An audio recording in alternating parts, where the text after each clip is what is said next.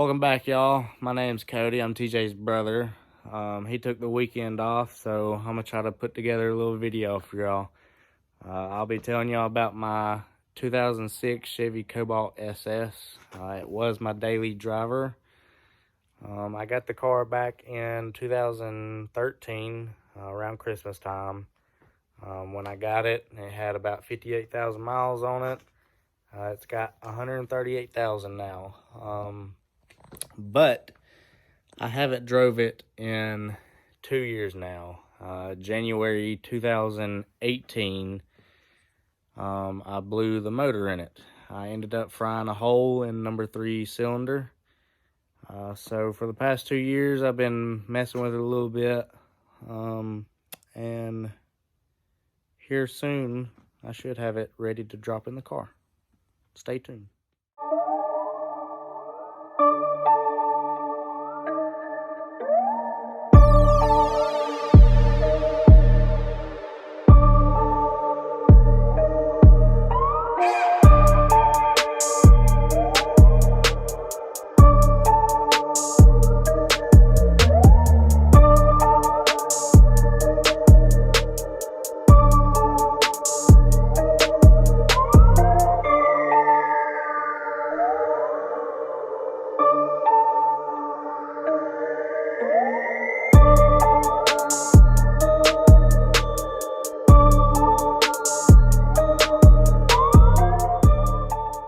Alright guys, this car has the 2.0 supercharged LSJ motor. I haven't done too much to it since it was my daily driver, but I have done basically a stage 3 kit. It's got a 2.8 pulley on the supercharger. It's got 60-pound injectors, and it does have a custom tune on it. It was tuned through HP tuners. It's got a mid-length ZZP header, mid-length ZZP downpipe. It's got a ZZP heat exchanger on it. Alright guys, so next step is my intake manifold. When we tore the motor down, we did end up finding a bunch of oil down in the bottom. So we've been working on cleaning it up, making sure it's clean, good to go. No more oil or metal shavings or trash or anything's in it. That will kind of give you an idea of the junk that came out of it.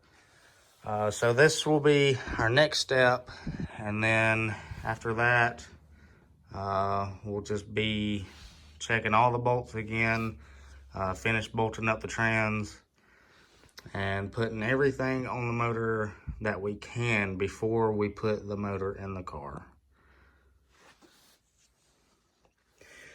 So this is the fuel rail and the supercharger off the car. M62 factory supercharger. It does have the ZZP 2.8 pulley on it.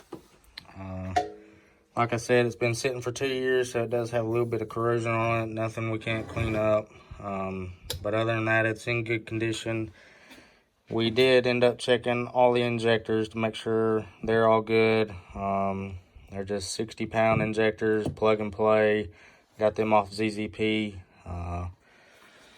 Just a few other little things to go on the motor, but we will be putting this on after the motor's in the car. It's easy to get to, just sits right in on top of the motor. We'll put in the dipstick and all that before it goes in. So guys, the motor's almost ready to drop in the car.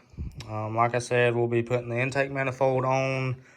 I'm not sure if we're going to put the exhaust manifold on or not. The mid-length is a little bit longer, so we'll just have to see how it fits. It isn't that hard to put on after the motor's in the car, so we may just wait. But other than that, the belt will be put on, but we'll have to put the supercharger, the fuel rail stuff on after it's in the car, the coolant lines, and after all that, we'll triple check everything, drop the plugs in, fill it up with oil, fill it up with coolant, and put a fresh battery in it, and we should be ready to crank it up.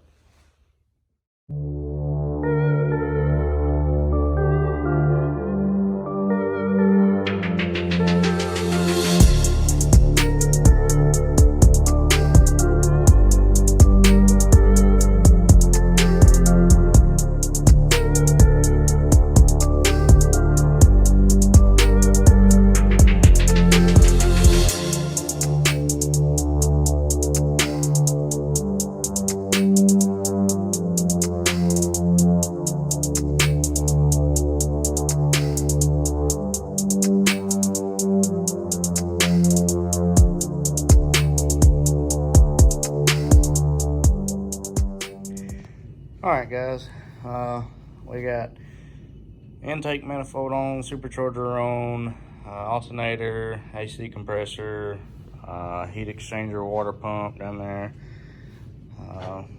We got most of everything on that we're gonna put on.